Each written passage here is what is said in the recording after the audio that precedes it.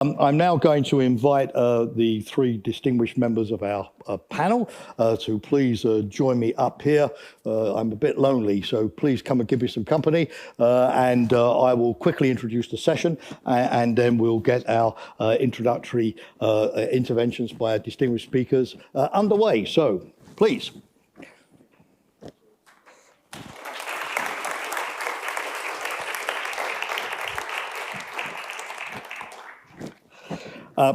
Thank you.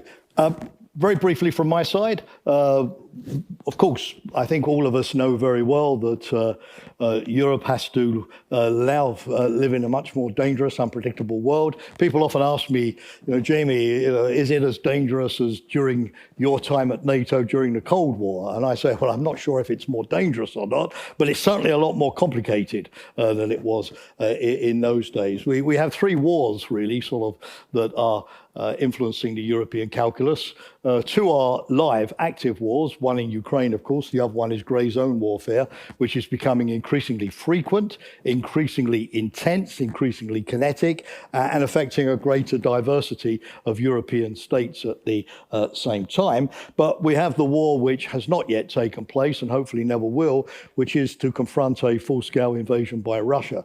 And my own sense, the speakers may disagree with me, is that our success in winning the two wars that are actually going on, helping Ukraine and confronting attacks in the grey zone, will largely sort of determine whether we get involved in a third, much larger confrontation with Russia in the future. I think today we'll hear a lot about Ukraine. The news is good, the news is bad. Coming out of the NATO defense ministers meeting yesterday, I pick up more American support for Ukraine. President Zelensky is in Washington, of course, tomorrow. The Prime Minister has been there this week, and the willingness to provide more weaponry and higher grade weaponry to Ukraine.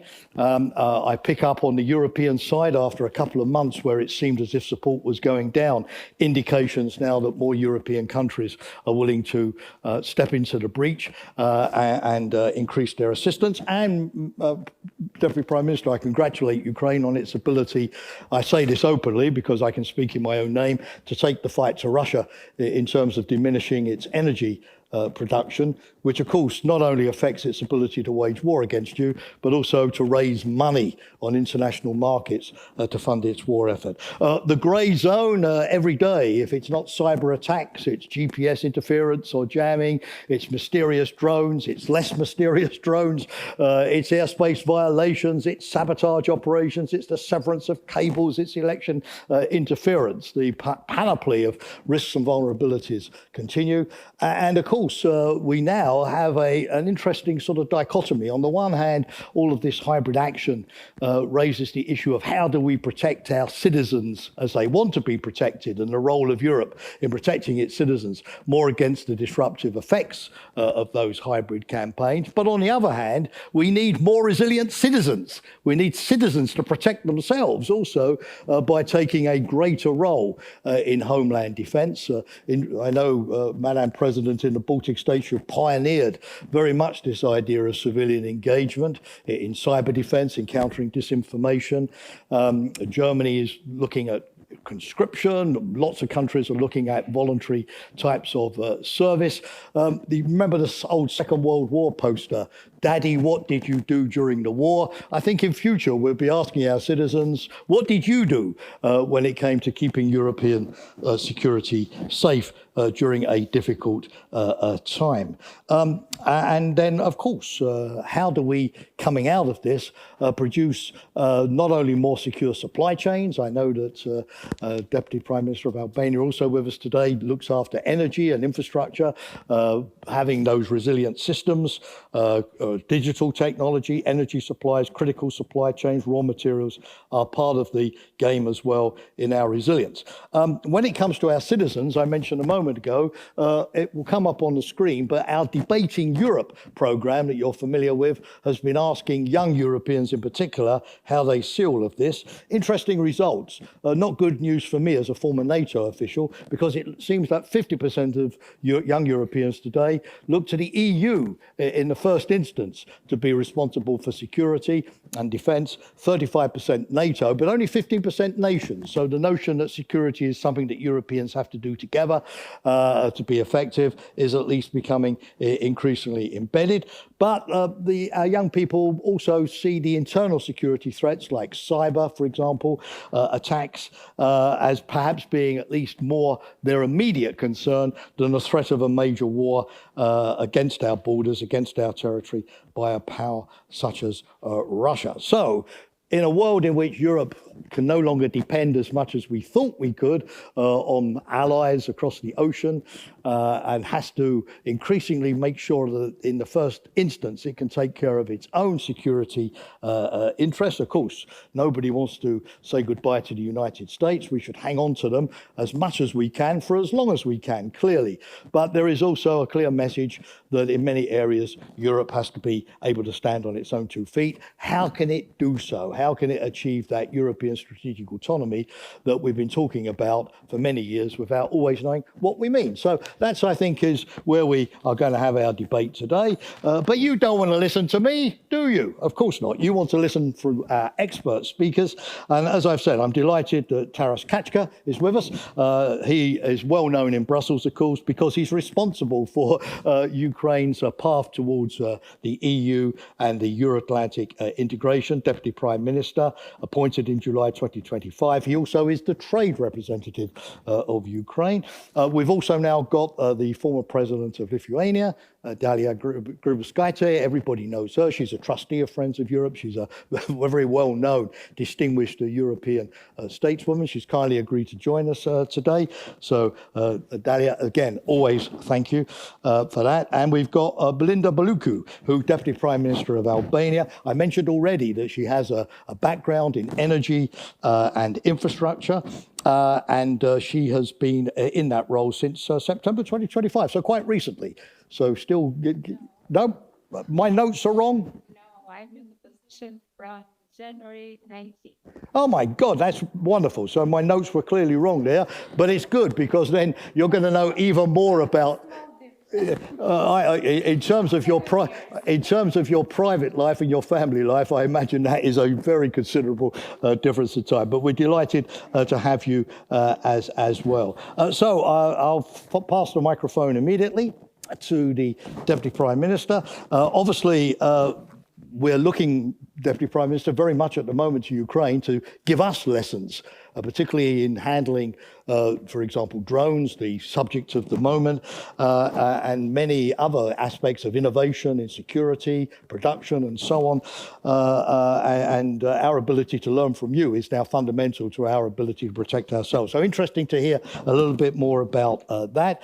And of course, also about how the integration of Ukraine into the European structures is going to provide for that more resilient and more prosperous Europe of the future. So thank you for being with us. And now I hand the floor to you, sir. Thank you. The challenge is taken, yes, and thank you for having the title about tipping point of Europe security, since this topic is very extensive, and I'm glad that the most recent informal European Council meeting of leaders, where the Europe security has been discussed, had this topic like extended for definitely longer than it was scheduled. So it means that this is really high on agenda of European leaders, and it is taken as serious as possible.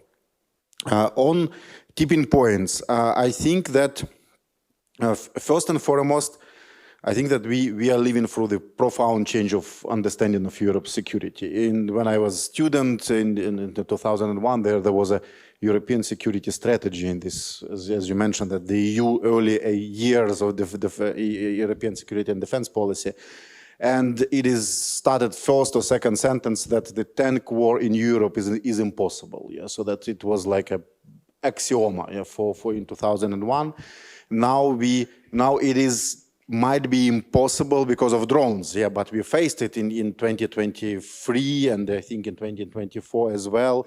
And it means that the war, unfortunately, is possible. You see that the war that is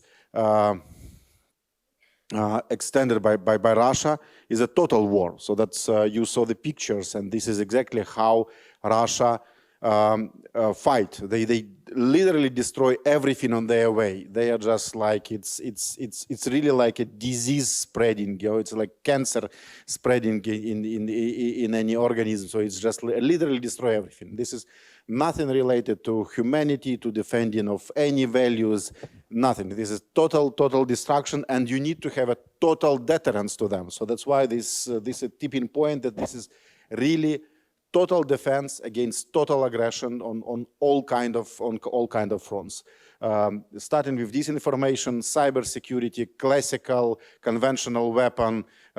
There's infantry. You need people. You need drones. You need technologies. You saw the roads that are covered by networks and nets. The nets might be like funny, but this is efficient tool against drones. So this is actually tipping point that unfortunately defense turned back on agenda in the form of threat for the EU and actual total war against Ukraine. This is first important thing, and I think that it will be, unfortunately, for many years on agenda of Europe.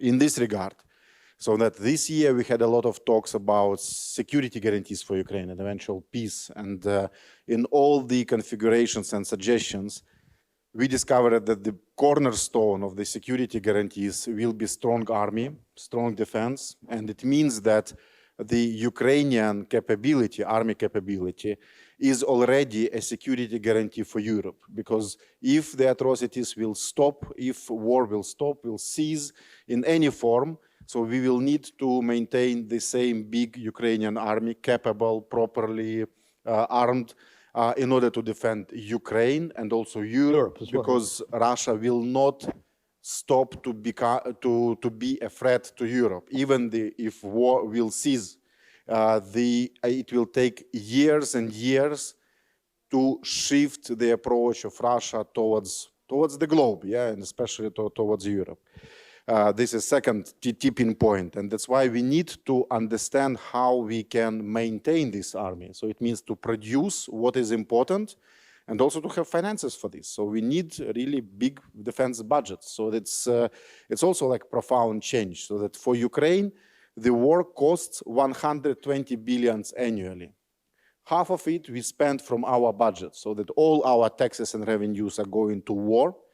And another half is what we get in terms of support, bilateral support from member states, EU support, different kind of model of co-production. And third is about technologies, so about the way how war has changed, so that we already touched this. But sometimes, so that I think that in addition to what we can offer, and what is our challenge, so that the basic thing that usually I think that is important now is that we have the knowledge of what is necessary at the front line, because it is quite important, because it is not exactly what military industry or defense industry is offering us. So we need more drones, we need more long-range artillery, we need more interceptors. Because this kill zone from the drone kill zone is actually impacting application of different type of weapons. We need deep strikes, so that the missiles and drones that can strike the objects deep in the territory of Russia, as you mentioned, the refineries, for example. So this is the knowledge we have. But then as well, so that, and here what we can do in practice. In practice, we can share the knowledge, but also we can help to transform Europe defense industry into something really European. Because even now, in the context of the program SAFE, so that is credit line offered to member states, we rather see an attempt of member states to invest in their own defense industry, not to use these resources to create pan-European, purely continental defense industry, taking into account Ukrainian interest. So that, and this is a momentum now with for Europe to actually to shift the thinking behind defense industry, that we need to be really joint, really scale, have higher scale, and really meet the demand of the defense policy. And last but not least, something from my trade portfolio. Yeah, so that there are like 2 tipping points about war. In order to be capable to fight your enemy, you need agriculture. Because the basic thing like gunpowder is made from cotton. If you have no access to cotton, you cannot produce the explosive materials that are the essence of war. So that's why if you want to have autonomy in defense, you need to understand where you get this very basic raw material like cotton. This is one thing.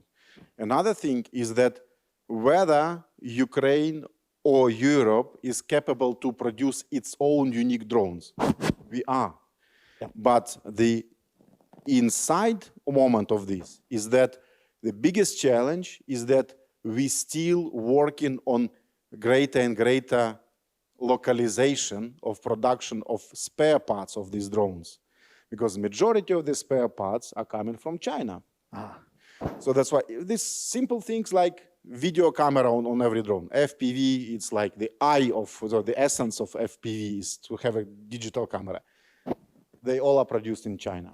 It's not about dual use, it's not about rare earth, it's about very small, cheap things that are, let's say, delegated to be produced somewhere in Asia, and mostly in China.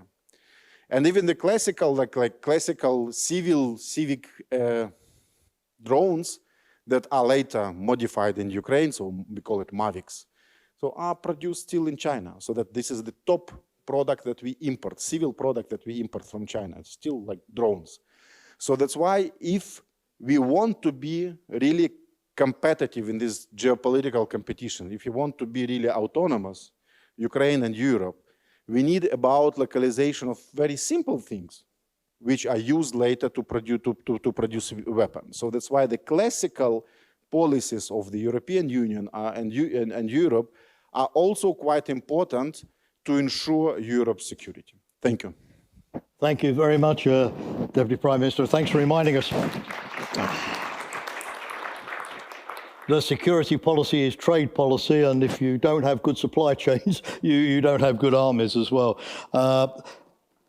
Ladies and gentlemen, just before I pass the floor to Madam President, you probably also saw the name of Henna Virkunen, of course, the Vice President of the European Commission for Technological Sovereignty, Security and Democracy in the programme. I forgot to mention that she is still coming, but can only join us at 3.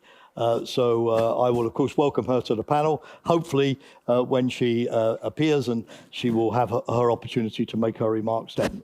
Forgive me, Madam President, but that is not taken away from your speaking time, I promise. Over to you. I thought I will cover Europe for all the rest of the time. You always do in any case. You always do in any case. The topic is difficult, and because I'm not in office anymore, I can be a little bit more outspoken and looking a little bit from outside what Europe is doing now, because I was 10 years sitting in the council myself. And of course, after 2014, I was one of the practically alone leader of European Union who blamed and claimed Russia as terrorist state after Crimea occupation. And Lithuania was the first country who gave Ukraine at that time the lethal weaponry, and I was criticized by my colleagues very much.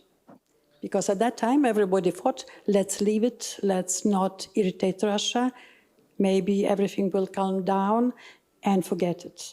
So it was very difficult at that time, but we have been not ahead as Baltic states. What we were saying about the threats in Ukraine was coming, and what Russian imperialism means for the rest of Europe. Now we have no choice. Putin is kicking our butt every day, but still the agency of situation in Europe is not yet here. What I mean, yes, we do have now programs in European budget, but now we have pressure from both sides, from our enemy really on the east border, Russia, and our unpredictable partner, in US. This unpredictability in NATO, then we're talking about security guarantees. Who can say that today Article 5 is obsolete or depends on the mood of one person in the morning after the coffee or Coca-Cola? I don't know. So why a lot of Europeans saying that they do expect Europe to be more defense and security organization? Traditionally, we're still talking, and all morning talking about internal market. Try to explain to Ukrainians that it is the most important question in Europe, internal market.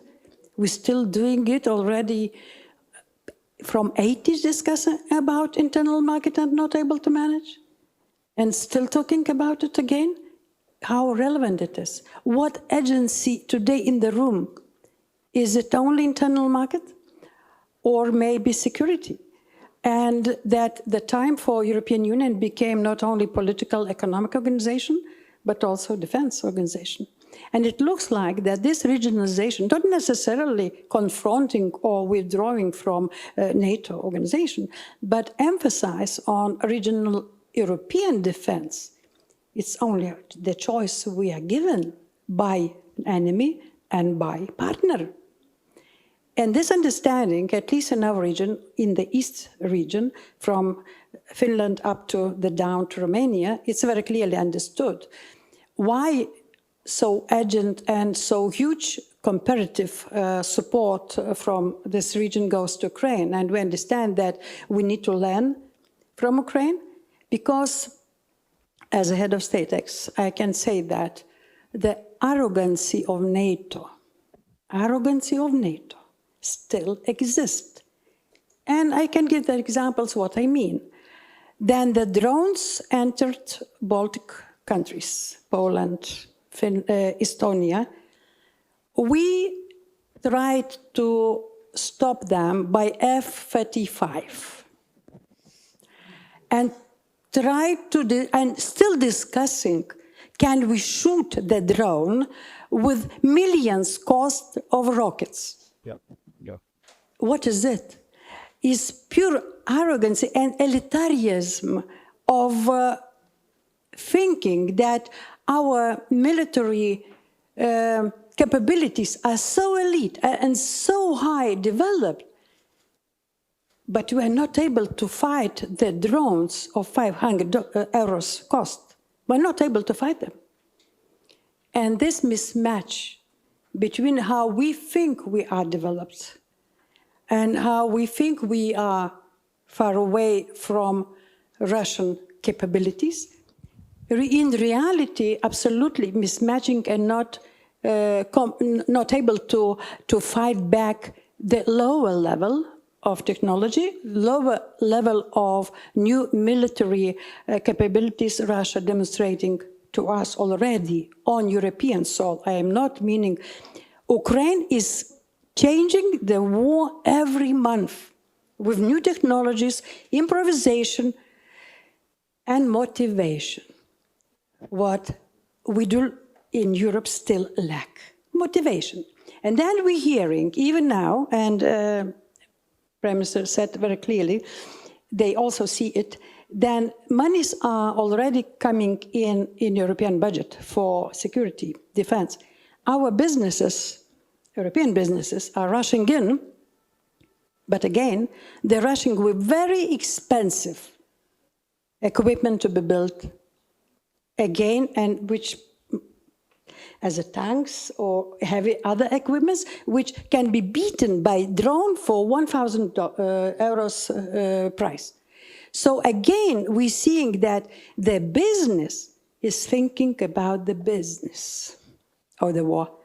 And here comes political responsibility of governments and the union as it is. Political will matters and supposed to come first. Business supposed to comply, but not opposite. The same comes from our partner. They're coming to Europe, even this week. and they're proposing to buy very expensive, not market-priced, monopolistic-priced, expensive American equipment.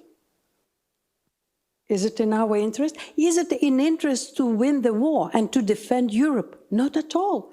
And again, we do see mismatch still between the interest of business, interest of our partner in US, and even interest in some our businesses in military sphere, and realities on the ground, what the war needs to be fight with. And the same we see in our countries. We're trying to build drone companies with Ukraine. We're trying to help Ukraine to build on their territory with our know-how. But that's what agency and mismatch of understanding what in reality war needs and what we are doing still is very much irrelevant, and we look still very much irrelevant. But I think not good. Putin will help us to be faster, less discuss, and do more. So, President, thank you very much.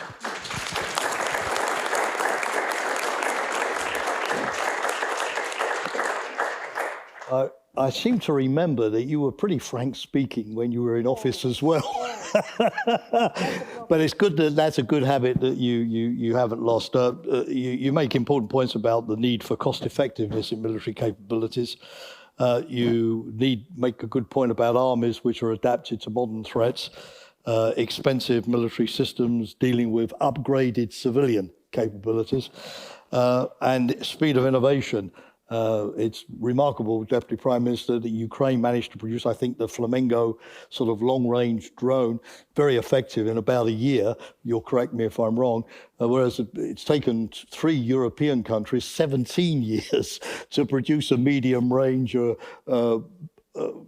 high reconnaissance drone. So we certainly have got to deal with that issue better. The only thing I would say, Madam President, is that if Europe could have the stocks and produce faster, there would probably be less need to go in search of weapons in the American market. The US often has the stocks and so on and can supply.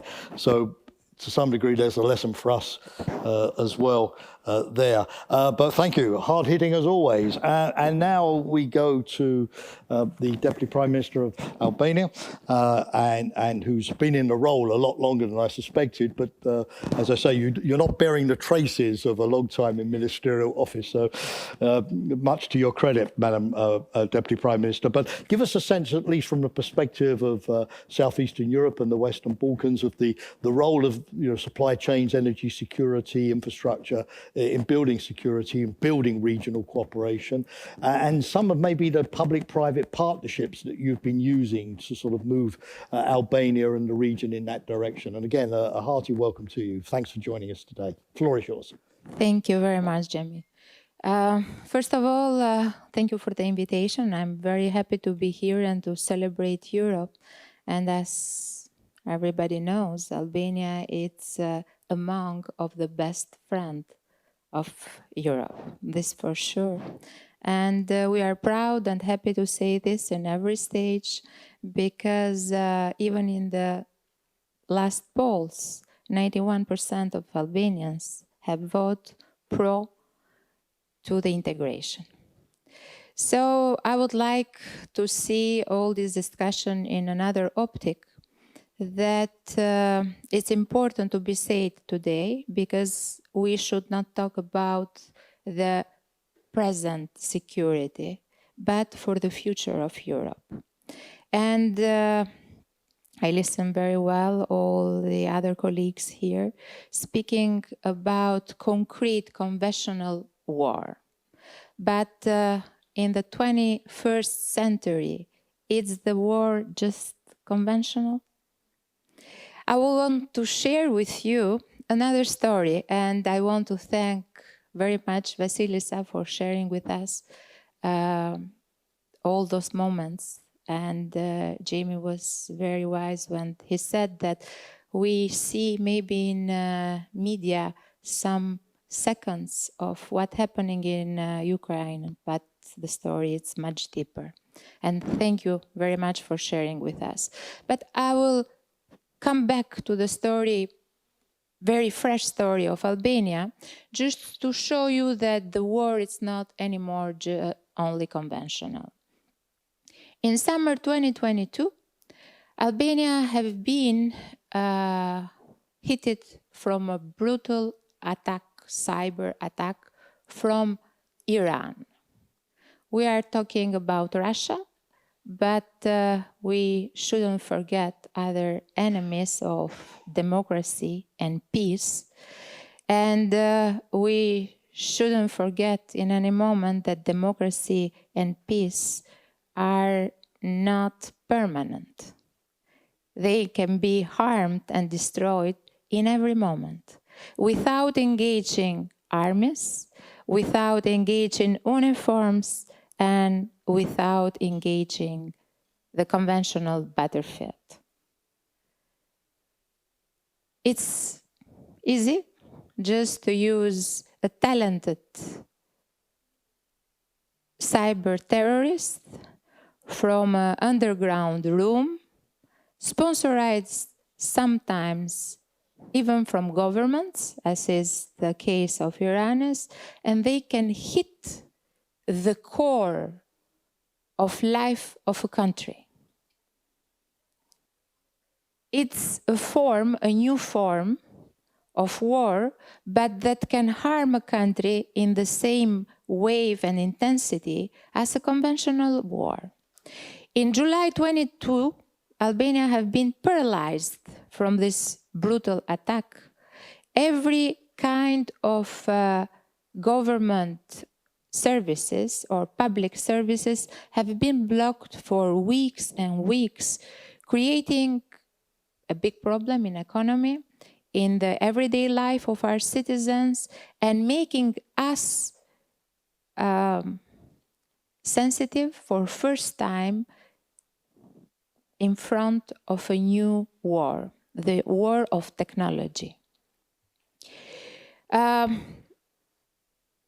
Today, Europe, it's in a very important, vital and crucial moment to understand that unity, in our point of view, in Albanians' point of view, is one of the most important instruments to be used. Of course, NATO, it's a cornerstone for our security. Albania, it's member from April 2009, very active one. We have chosen the right side of the history, but to the other hand, Europe is our house. And building today a defense architecture autonomy for this old continent, maybe it's the most important step for the security of the future. Unity, defense architecture for the future, long-term architecture. I have this long expertise in energy and infrastructure, with both value of pillars that a country needs for security, for economy, for growth and development. And in the region of Western Balkans, the energy security, it's part of our defense. Because almost all the country, excluding Albania, first of all, are exposed to the gas, Russian gas. And in the beginning of 2022, in the Western Balkans, the energy security was one of the most important issues, topics, and questions to be solved. For sure, Albania have been non-exposed on that situation, but to the other hand, by producing 100% renewable energy and by feeding our economy with that energy, we have been exposed to the high prices of the market, creating as such a big problem for us.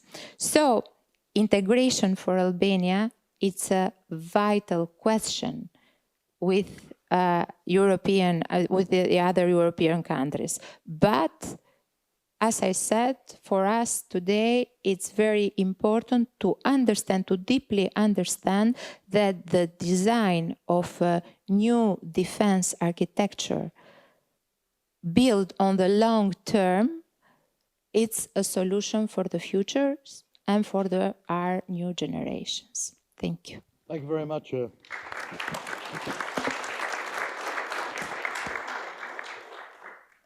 Madam Deputy Prime Minister, thank you very much and for pointing out that you can reduce dependencies, but it has to be a long-term strategy and you have to find economically viable ways because you want to be less dependent but at affordable prices. And thank you for sharing the Albanian experience with us.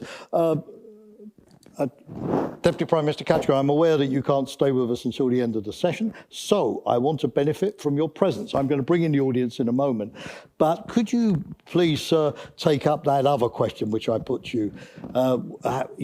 Ukraine's Euro-Atlantic integration, EU membership, how do you see it all going? Are you happy with the pace of developments and what the EU is offering?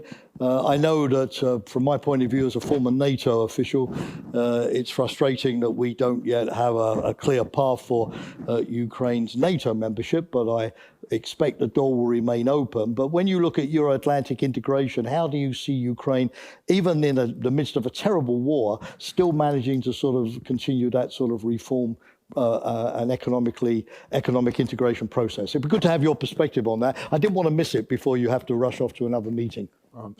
Thank you for announcing that I will depart earlier. So that you, well, not a strange move that you will not like that. No, but you're a busy man. We appreciate that. So, before I will ask, I will reply your question. I think that there was one thing about the cost of counteracting Russia. So that if you are in very tough situation when you need to defend yourself, you need two things. You need friends who can help you, and we really appreciate with all the support we got from all member states, from the EU, from the United States. It's about intelligence, weapons, so that's what you need. And then you need to use what you have. Yeah. So that then one thing of that it was very efficient in our drone war and defending against drones was very classical eco-acoustic. So that we have which is extremely cheap. So we have a system of mobile phones across the nation, like who are online like 24/7, listening to the sound. So that, and I live in Kiev, and I almost every night I hear this sound. It provides early warning. Yeah, it's 24/7, so it can happen anytime. So that, and then you have AI analyzing this sound and creating immediately the map and defining the target as well. So sometimes, this disruptive technology is very simple, so that you need just to apply to apply your thinking. Of course, now Russia is also evolving, so that but this is a never-ending story. It's like every month you have something new. And then let's back to the security, NATO and the EU. I think that we are really good in our dialogue, like technocratic or technical or expert integration with the EU and with NATO as well. With the EU, it's more visible, so that we completed screening in very fast tempo.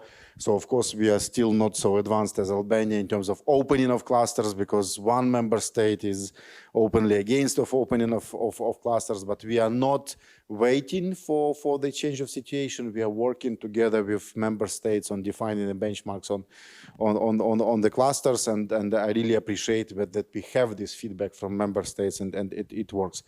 With NATO as well, we have really good cooperation on many areas, starting from the values, principles, and democratic reforms, and ending with involvement of NATO into planning and providing military support to Ukraine.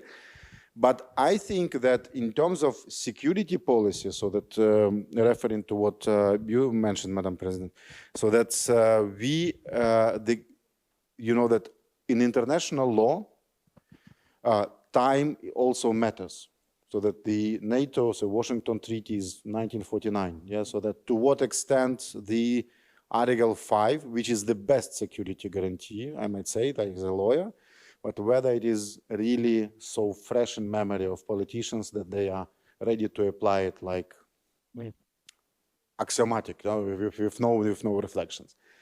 This is might be debatable. I hope that it is not a case that it will not work once it will need it, but the future model of European security is evolving in the discussion about security guarantees for Ukraine.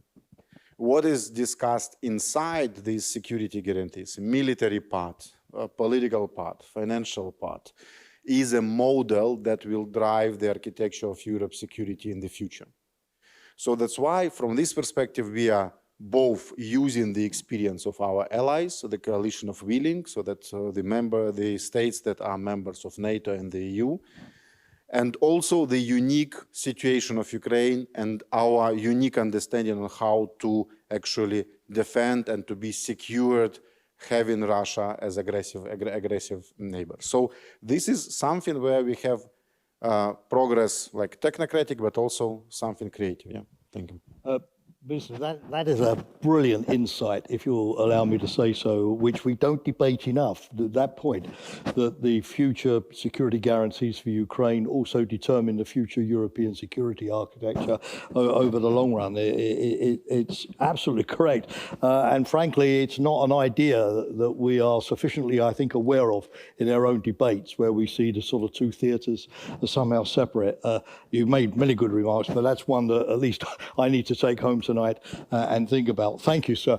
Time for the audience. We're still waiting for the Vice President to arrive, and I got a note that she is on her way, which in Brussels traffic can mean a lot of different things, right? So we will press on. And a question to that gentleman there, please. If the microphone could rapidly wing its way over. We can hear. But can I ask you, sir, to give, as always, your name, your affiliation, and questions, please, not speeches. I know it's difficult, particularly for me, but you can do it better. So questions, please, not speeches. And if your question is to a particular member of our panel, if you could make that clear as well. Okay, that's it. I'll try my best. Oras Tynkkynen, Member of Parliament from Finland and also the co-chair of the Parliament Ukraine Group. My question is quite specific. I would invite anyone who wants to react on that. We lack in Europe various capabilities that we need in countering Russia's terrorism and imperialism. But one I would like to highlight is intelligence. There, I think our reliance on our partners across the Atlantic is particularly challenging, and I would invite your views on how we can improve the sovereignty in Europe when it comes to intelligence. Lisa. Yeah, so that I think that first and foremost, so that the history, so that I think that Ukraine's experience in countering Russia and countering the aggression of Russia is a success. I think that everyone agrees with this. It rests on your support. So that's why Europe is not so weak, and it is proven, so that you have armaments, you have industries, you have intelligence that helps us. Yeah. So, but I agree with you that sometimes in certain areas you have one state like the United States more advanced than European states. But what I know is this is the example of these ecoacoustic things, so that we need a combination of all factors. No one actually has the monopoly of these 360 degrees instruments of intelligence.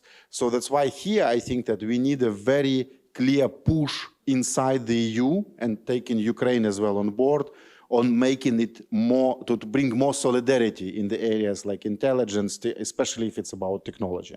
And I think that these initiatives are already appear, as I mentioned, safe. This is all. It will also be a litmus test, where it will lead to solidarity, or it will, let's say, make it, let's say, these divisions within the EU remain. Yeah. Thank you very much. Any quick remark on the intelligence picture? I will invite quick answers, of course, and then we can get more questions in. I would like to say that intelligence should be based on human capacities, And what European Union should do is to invest in education, training, sharing knowledge between countries, sharing experience between countries. So intelligence is based on innovation, of course, need to be invest in intelligence. We have a lot of examples around the world, small countries investing on intelligence and surviving due to that investment. But for me, it's very important, the human factor. You can have a lot of drones, you can have a lot of technology, you can spend money for new weapons, and by the end of the day, without having people trained, without having people educated. And when I'm saying educated, I'm not speaking about education on security matters, education on intelligence matter, but I'm speaking about education, history. History, it's repeating. And if the young generation doesn't have any clue about the history, which is repeating, how they can be prepared for the next threat? So the human factor make a big difference on defense and in intelligence, for sure. Thank you very much, Madam President. I know that on intelligence you will have something to say. Yeah, just I understood what you're asking about. And yes, we can manage ourselves conventional defense, but not yet intelligence, especially based on space technologies. This Europe still lack, but it's our responsibility now to catch up as much as possible. But at least we cannot exclude our American partner from the NATO on these questions, and we can cooperate. Because in future, I'm sure that for NATO itself, the Ukraine's experience and the army in Europe, which we do have now, will be their great security asset. And probably we will need Ukraine more than Ukraine will need NATO, because it's largest army today and most experienced army in Europe today. I'm not talking even about comparison with the Turkish army. There is no in Europe any army larger, more experienced, and so rapidly developed. But on intelligence, still it's space, still it's very high tech, which we still need to share with our partner, a transatlantic partner. And the catch-up, it's up to us how we will do it.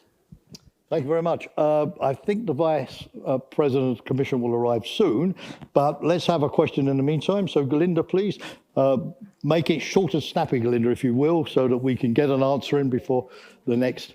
Yep. Thank you, Jamie. Galinda Nius, former NATO official. Jamie used to refer to us as the NATO resident dinosaurs between us, but now, among others, co-founder of the Brussels Freedom Hub. Two quick questions, one to the Deputy Prime Minister. How do you think should Ukraine's theory of victory be framed and defined? I mean, are we talking about the porcupine strategy, or would it be something else? And then a second question to whoever wants to pick up on it. When it comes to security and defense, I think in Europe we have the habit of being followers. We do not have developed the habit of being leaders. Followers, i.e. to the US. Now clearly following the US is no longer a success model. So how would leadership in Europe in security and defense best be organized and mobilized? What do we need and we don't have today? Thank you. Now, given that the Vice President of the Commission is here, I'll introduce her right away. Given we still have the company of the Deputy Prime Minister of Ukraine, I'm going to ask you, Mr. Kaczka, to answer the first question briefly on Ukraine. And then the Vice President heard the second part of the question on building European resilience for the long run. And I'll introduce her and ask her to answer that when also I ask her to make her intervention in just a couple of seconds from now. Thank you. So first and foremost, the replying to the question about strategy and especially on military, this porcupine, this good allegory, this is exactly what this is the question of the moment. So, and this moment is really important. In 2022, all support to Ukraine was really emergency. So on all dimensions. So starting like from roaming, yeah, or for refugees, anything, yeah. So medevac, so that health and military, so that we ask for everything, literally everything what you have. So, and it was rather like porcupines, so that you take everything and you defend. Now, with understanding of that this is a very strategic war, so this is not like a local short-term war that can be ended, so that Russia is a permanent aggressor, so that Putin is literally like Hitler because he will expand aggression. So for us, it is important now to think about military support in more strategic way. So that's why President Zelensky is saying about dozens of Patriots. So it is not like being keen to one particular equipment, but it is about having sky protected around the nation. So we are talking about aviation. This requires years to produce this equipment. So that's why I think that the strategy is really strategic. Yeah. So that it's not tactical, but it means that we need to think like in advance together with industry on purchasing things. Yeah, so that's what. And about US partners, I think that in no area we need to give up in the case of any threat. US are good partners, so that they may change behavior depending on the administration. The style is definitely absolutely different. You can agree or disagree with political views and so on, but the US is a partner to Europe, to Ukraine, and this year debates illustrated this, that you can fight, but then you can find a solution. The diplomacy is for ensuring this partnership to last, and I think that it is important to maintain, so that to maintain in our thinking that we need to continue to treat our partners as partners, even if there are some political disagreements. And I would like to complete with anecdote, because we missed to meet on Monday in Kiev because of some delays in trains and logistics, and so that's why I'm happy that we see each other here. But for several seconds, because I need to run. Yeah. So, thank you so much. Thank you very much indeed. A round of applause, please, for.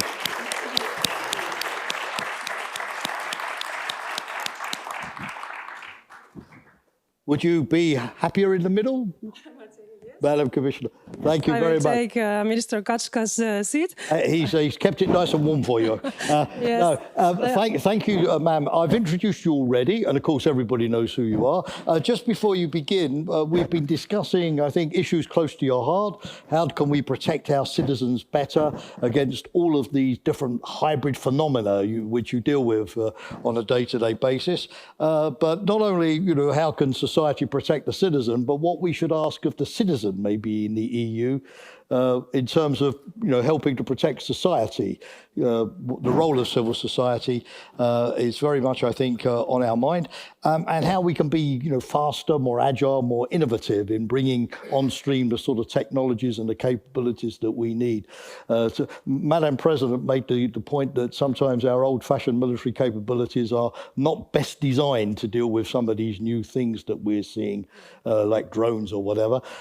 So that's been a bit the tenor, the flavour of the debate thus far. But thank you very much for joining us. Really pleased to have you, ma'am. And now the microphone is totally yours.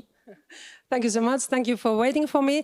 And before I start, I have to say about the moderator, James Shea, that in summer 2002, I came from Finland and I participated summer university here in Brussels in July, and you were our teacher.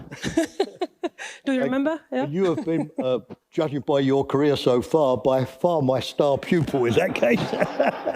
He was a good teacher. Yes, but I came a little bit late because just today we had a Commission's college meeting and we were adopting our defense readiness roadmap 2030, and we have to have a press conference on that. And it's of course exactly about topics you are also discussing here today, because we see that European member states, we haven't been investing enough for defense for decades, as we know. And during the spring, in March, the European Commission, we proposed our defense white paper, and there we were identifying certain capability gaps we are facing. And now with the 2 days space roadmap. Now we are also having very concrete milestones there and timetables, and also concrete 4 flagships to where we see that our member states should now focus together.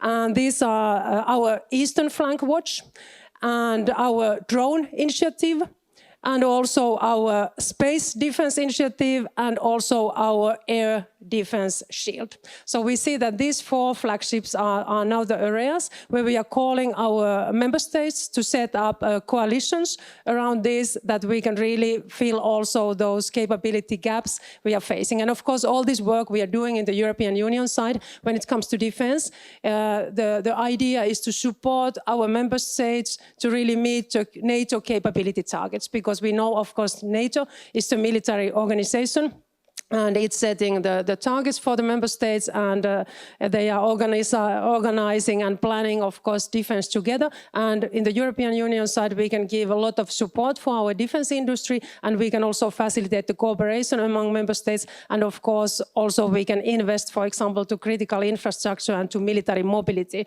with the European Union funding. But nowadays we are meeting, of course, much more challenging also security landscape, and we have to be prepared for many kind of threats. So it's not only about military capacity, it's also different kind of hybrid threats. We have seen that our democracies are very much under attack. So we have been facing cyber attacks, sabotage against our critical infrastructure, also interference during the electoral campaigns, massively all the time propaganda and disinformation, violations on our airspace, also migrants, they have been used as weapons on our eastern borders. So you name it. So we have to be prepared for many different kind of threats.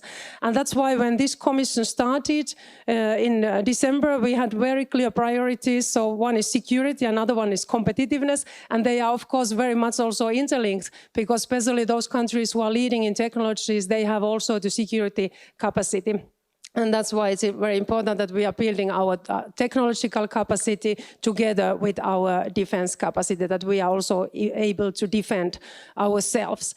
And after that, when in March we published our defense white paper, very soon after that we also adopted our internal security strategy and also our preparedness strategy. And now the last part of this puzzle will be the democracy shield. And it's very much about our citizens, because we see that we have to protect our democracies, and of course our citizens, they are playing key role here.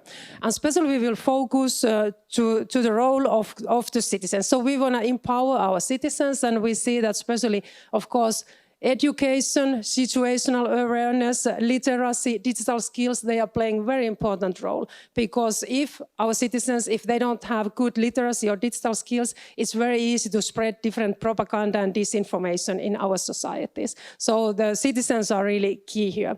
And then another important topic is our media, because free and independent media is very much under pressure nowadays, and we have to make sure that we have high quality media in the European Union, that our citizens, they have access to accurate information.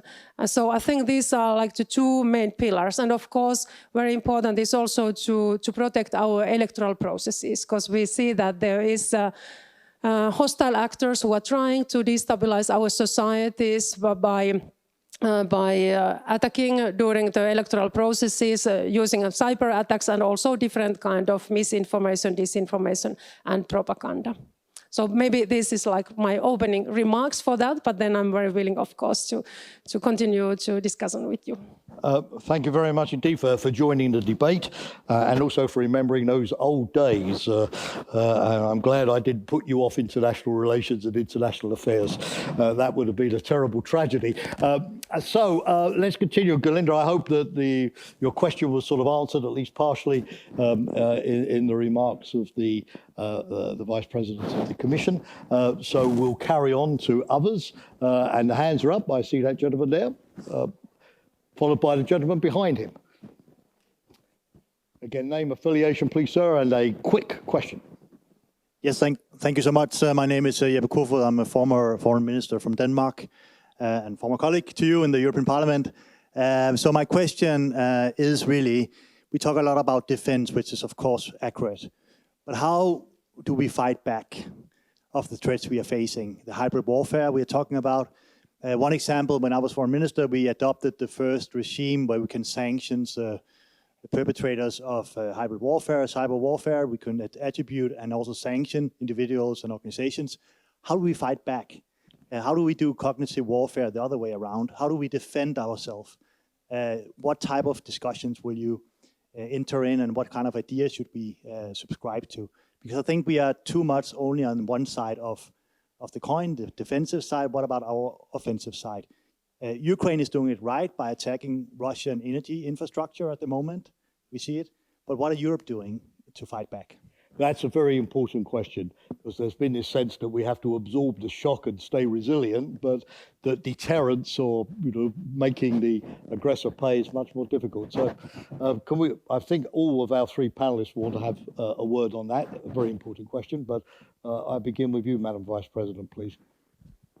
Yeah, thank you very much. And this is, of course, very important question, because it's more that we are defending ourselves and protecting ourselves, but it's true that we are not like attacking back. But it's what we are using. It's the sanctions really, and sanctions regime. And when we look situation with Russia, we have adopted already in the college side 19 sanctions packages, and of course these are based to different actions that Russians they have been doing, and part of that, of course, is also different kind of hybrid operations. But hybrid operations also, we know that they are often gray area, because it makes them hybrid, that it's often also difficult to very clearly also find the evidence that who was behind it, and that's why it's hybrid also. And often also different groups are used to do these actions, as we know, for example, cyber attacks. So often it's different actors globally who are doing this. Can I sort of butt in as the moderator here? Because your country, Finland, has just had this interesting sort of example of trying to prosecute members of the crew of that Eagle S tanker ship that the Finnish authorities sort of took over.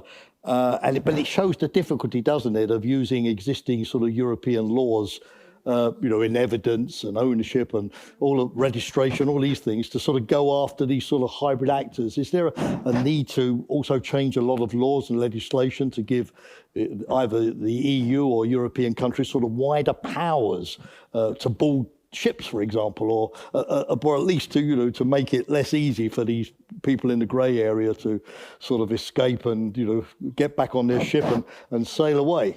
Yeah. Yeah, it also makes, of course, very challenging it for us as Europeans, because we are very committed to rule of law, and we are playing by the book.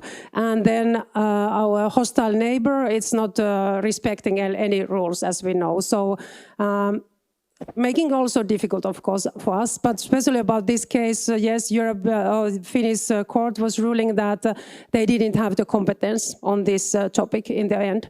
But I'm sure that it will continue, of course, the topic, and we will try to find a solution, and Finland is trying to find a solution for that. But we have seen that Russia is very much using all kind of loopholes what they can see in our international rules, like with the maritime part, they are also misusing the freedom of navigation. And also with when they were weaponizing the migrants, they were also misusing the right to seek asylum. And always when there's that kind of international rules that they can find a loophole, they are trying to use them against us, that we have seen. Thank you. Yeah, Madam President, I'm sure that this question fascinates you as well. I can add a little bit, because after 2014, we have been facing the informational war, cyber war, already from the Crimea occupation. After we first supported Ukraine, we have been attacked practically permanently.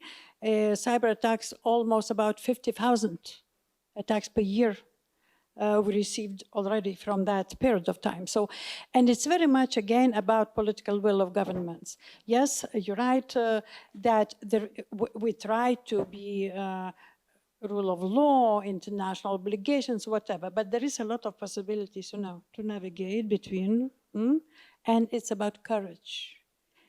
We started to close the outlets, informational outlets, TV channels and so on. Yes, we went through the process of courts in Lithuania. because the Commission was asking, how are you doing this? Why are you doing this? We said it is a process, it is the courts, we went through and we're closing them, so we tried to persuade. But now, with the war accelerating, direct war, especially then we see drones flying in our skies, our military are saying that they're not able to shoot them because we still live in the peaceful, legal environment where there is no war. But for Putin, it is the war. So we're changing in Lithuania, we're changing the laws. And I know that defense ministers this week also discussing in NATO, defense ministers, Monday, Tuesday, discussing how to react. Yeah, you know, rules of engagement. But we're still discussing rules of Putin is engaging without discussing. Again, national effect would be faster. We need to risk. The same as we did with immigration stop, then after 2020, Belarus pushed a huge amount of migrants, organized push to Baltic states, Finland, and Poland. We started to stop it. In the very beginning, European Commission was not very happy, and now they're doing the same, what we did 3 years ago. Look, nationally, we can do a lot. And I know that Denmark, you have very good prime minister. She has courage to do a lot. And we just need to be faster, adapt to the mixture of this hybrid situation. Neither open war yet conventional, but already hybrid war in place. We need to change our laws, our attitude and action. And already in Baltic states, our leadership says, if there will be a need, we will shoot. We will not ask permission from NATO or Trump or anybody else. Putin needs to know that we will react. Okay, discussions fine, in Commission also, but national governments with political will can make huge change and real difference on the ground. Just don't be afraid. Madam Deputy Prime Minister is sort of fighting back in the Albanian context, something that's on the political agenda. We are against attacking. We are just in mood of defense. Even all the ministries, I think that the name of ministries all over Europe are the Ministry of Defense, not anymore the Ministry of War. So Europe, it's a reflection of democracy. We want to join Europe because of this reflection of democracy. We are working very hard to be part of Europe. Europe, being member of Europe, it's not just a goal anymore, it's a strategic necessity for all the countries that are still working on this path. So attack for us doesn't exist. Defense, of course, it's a foundation of the democracy. So I understand very well that it's not the best way of just reacting, but we can be proactive, not by attacking, but having long-term strategies on defense, coping together, work together, and as I said in the beginning of my speech today, unity is very important. We are speaking about immigration, but don't forget, each of our countries have been in the history immigrants. Italians, Danish people, Albanians still today, Lithuanians, and everybody. So I think that it's very important of looking back, having the right lessons from the past and apply the best practice in the future. Thank you. Very much. So the empire strikes back with one hand, at least for the time being. We're almost out of time, so I'm going to take a couple of questions, and then I'm going to ask the panel not to respond to everything, but just in the final round, before we have to close, just pick up whatever interests or engages you particularly. And if not every question is answered, then tant pis, as they say. Too bad, but we gave it our best shot. So the gentleman there with the specs, please. Radu Raghea, Civil Society Romania. 2 short questions. First, counterintelligence agency to protect EU. That means protecting in respect to values. not the bureaucracy is not protected nowadays. We don't have a service to protect ourselves against enemy as EU. Second question, nuclear deterrence. We are, we believe in France basically to protect ourselves in nuclear terms, or we need an EU nuclear deterrent. Thank you. That's a 64,000 euro question. Good to have a couple of questions so the panel can think of an answer to that. Thank you, sir. There was a lady also at the back there. Yes, please. Thank you. I'm Tsveta Andreeva from the European Culture Foundation. My question is, mostly I was provoked by what Mrs. Grybauskaite has said, and we have discussed mostly Ukraine, the war in Ukraine, and Russia as a threat to European security. But what you have mentioned, that there is also quite some insecurity coming from the United States and the Trump's current administration. I wanted to ask you to comment on a very recent statement that we have seen in the European Sentiment Compass 2025, where it says that Europe is in a culture war with Trump's America, exactly pointing to these insecurities that come from the narratives and from the, basically from the MAGA movement and all the disinformation that comes and the statements against Europe. So the question is, how would you comment the culture war with the United States? Okay, thank you for that. And then I'll switch over to the gentleman at the back, just by the mirror, please. I'll do it short. Shantov from the Ministry of Foreign Affairs. We're talking about the Ukraine war, and many countries also supporting, or several countries supporting Russia. China is supporting Russia in this war. And I was wondering why, and if the Commission is not being more, you can say, both communicative about the role of China on, you can say, on the side of Russia in the war in Ukraine, and what to do about it. Okay, thank you. That's a very direct question. And to be fair to the room, anybody on this side, so nobody can accuse me of a right-wing bias. So please, sir. Bertrand de Cordoue, Institut Jacques Delors. My question is for Madame Grybauskaite, who made a strong, and I have to say convincing statement about allocating our scarce resources to the right military priorities instead of buying non-suitable, expensive equipment from the other side of the Atlantic. So my point is whether this European preference criteria is weighting enough in consideration with the cost and the military effectiveness. Bertrand, thank you very much. So we have a European-wide intelligence sort of service, a possibility of a European nuclear deterrent, US-European differences in the cultural area, or more general political area, what to do about China as it increasingly facilitates Russia's war in Ukraine, and particularly to you, Madam President, but it's for everybody, of course.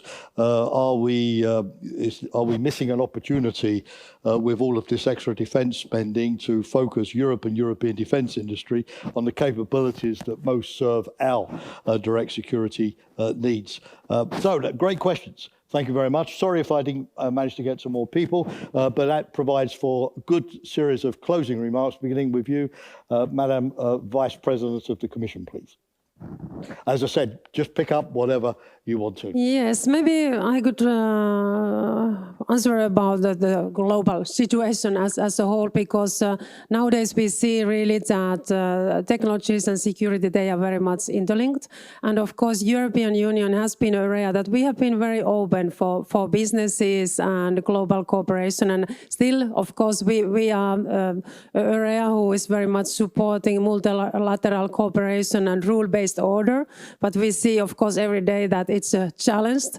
And we have also realized that this very, that we have been open for investments, and we have created, and our industry has created very global value chains. These dependencies, they can be also weaponized against us. And that's why it's so important that European Union is building up our own capacity, our own defense capacity, but also our own technological capacity, because we have to be sure that we are not too dependent on any third country in any critical area, and also that we are not dependent on one company, for example, in any critical area. And that's why we are now working with critical raw materials, for example, also in AI, in quantum technologies, with semiconductors, to make sure that, and also with defense industry, to make sure that we have strong industrial basis in the European Union. But we don't see that it means that we have to work and we are working like isolated in the future. In the same time, when we want to make sure that we are strong, we are able to defend ourselves, and we are also capable in all critical technological areas. In the same time, we also need, of course, like-minded partners and trusted partners all over the world, and we are still also working on that. So there's also many countries who are working together with us. Of course, there's also differences in many opinions. We don't have to agree on everything, but nowadays security is really a number one for us, and we are always, when we are making new initiatives, we are always looking to security aspect as a first priority. Thank you very much. Could I turn next to Madam the Deputy Prime Minister, and then I'll give Madam the President the final word today. Thank you very much. I will use my closing remark to answer to the China question, because I think that it's very interesting. We have been today very much focused on Russia. I tried to share with you the experience that Albania had with that brutal attack, cyber attack from Iranian government, to tell the truth, in 2022. And I would like to say a few words about the question. Yes, China have a very important role of mining the democracy, and they are much smarter and sneaky than Russians that are coming in front of us. So in the region that we are living, in the Western Balkans, we had a lot of examples of Chinese interference based on investment on critical infrastructure. It's the case of Montenegro. They took under concession all the highways of Montenegro 10 years ago, and they are still blocking. And they did the same with the 8th corridor in the part of North Macedonia. So the Chinese element of mining democracy in Europe is very important, and we should have focus on that. Albania, by the way, knowing very well the Chinese culture, because we have been close friends during the communist system, we are very aware of them. And we have decided in 2nd of October 2020 to sign with the State Department, because I should say that US is a great friend of Albania, and they have supported us much more than Europe. And I should share with you this. And we have signed with US Department of State a document, an agreement named the Clean Path. From October 2020, Albania is part of this agreement, and we officially blocked any kind of investment coming from China. No Chinese companies are welcome in Albania in critical infrastructure investment, as is infrastructure, transportation, I mean, as is energy, digitalization, and foremost, we have been blocked all the interference of China in the technology, 5G, and everything else that can affect our security and our citizens' security. So this is our position regarding your question, that I would like very much to share it with you, because I believe that we should be aware of all the enemies that are aiming the European democracy. And it's not just one, they are many, and they have different shapes. Thank you very much. Thank you very much, Madam Deputy Prime Minister. And so the last word today goes to Madam President. There was the first question, differences in the values or so-called cultural war, which I don't myself use as cultural war, but differences in values and especially understanding of democracy. So I had always the position that Europe probably now is the last bastion of protecting democracy in the world rest. And not everything what's happening in our partners' territories is the best example for us to follow. I'm trying to be polite and politically correct. You understand what I mean? If we expect some damaging fight against the values of democracy from the enemy, it's easy to fight back. But I don't think that we can allow our friends to attack our values. Because for the friends, we need to say honestly what we think about it. So that's on this first question. On the equipment and purchases from American, still American equipment in some cases is important, not yet able to be competed by European defense, but already in the European budget proposals, we do have allocations and funds for our defense industries, which have conditionality. That's usually how European Union goes around friendship, with conditionality that some part of equipment will be bought from European industries, some part which is not able to be replicated or done yet from international market and our partners. But there is a lot of nuances here and a lot of instruments Commission has how to do whatever is necessary to do. You understand also what I meant by saying this.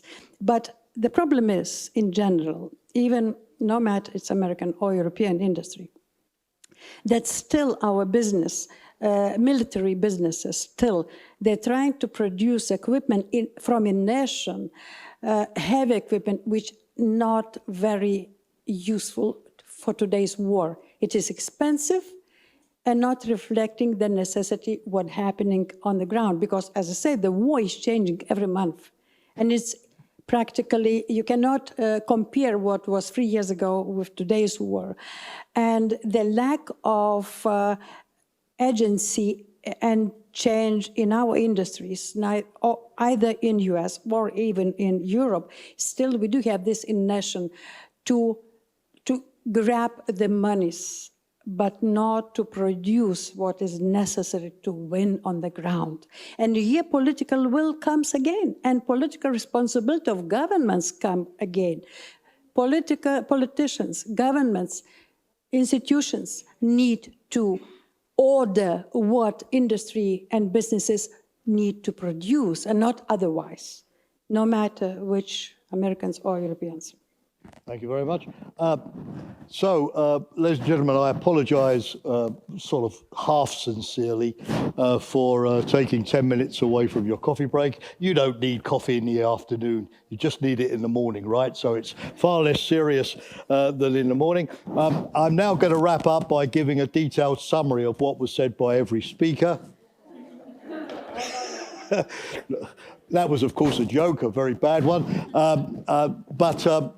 In a nutshell, we've learned about the realities of war in Ukraine and the reason why it's still, even after 3 years, a moral and political imperative for all of us to bring that war to an end on agreeable terms and to make sure that we don't witness it on this side of the Ukrainian EU border. We've learned very much about all the things that Ukraine is doing to help itself, but where we can still do more to help it. But we've also learned why it is in the fundamental interest of the future of Europe that we help Ukraine to be successful. We've learned a lot about the need to go further in adapting our military investments and capabilities to modern needs, to be faster, to innovate, and to learn particularly from Ukrainian experience. We've learned a lot that it takes resilient societies to make resilient citizens, but you need then resilient citizens to make resilient societies. And how we can do that, we've discussed the various techniques for making ourselves better protected against hybrid warfare, both in terms of limiting the damage at home and the potential of hitting back at the bad guys and establishing deterrence. We've learned a lot about the NATO-EU relationship and how they can be more complementary. And we've learned that Europe has a large number of documents which are much better now because they're more concrete, less, if you like, aspirational, and focusing more now on what Europe really needs. The problem is we've got a lot better at producing good documents. We need to get better at implementing them. In my country, we had this politician who sort of is sometimes mentioned in the history books called Winston Churchill, and he says strategies are very fine things, but one should occasionally look at the results, which we were doing today with our three fantastic panelists. So a round of applause, please, for all three of them.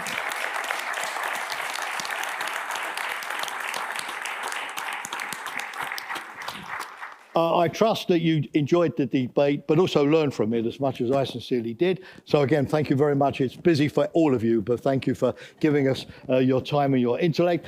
Downstairs, there may be some coffee left. I don't guarantee it. And then the next session is at 4 o'clock. In the conservatory where they had the discussion this morning, where Pascal Lamy is going to lead the final session of the day. So that's it. Thank you.